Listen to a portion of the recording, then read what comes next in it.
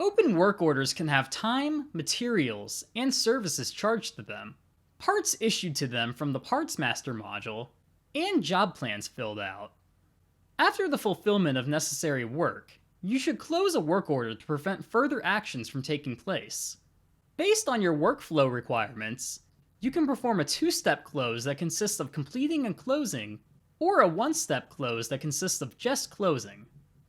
To start completing, select one or more incomplete work orders from the main grid. Next, select the Complete button in the toolbar. The Complete Work Order window will appear. Select a new status to assign to every selected work order.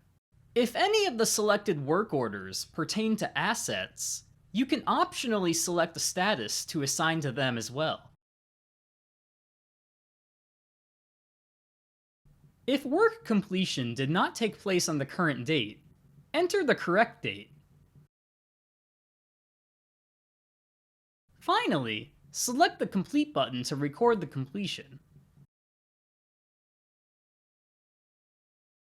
Completed work orders are still considered open, so they should eventually be closed. Closing a work order follows a similar process to completing one. To start closing, select one or more open work orders from the main grid. You can include both complete and incomplete work orders.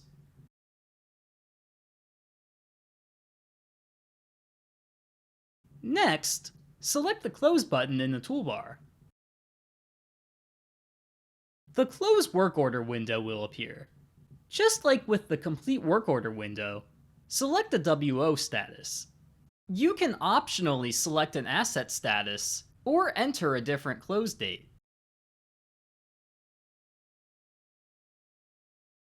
Finally, select the Close button to record the closure.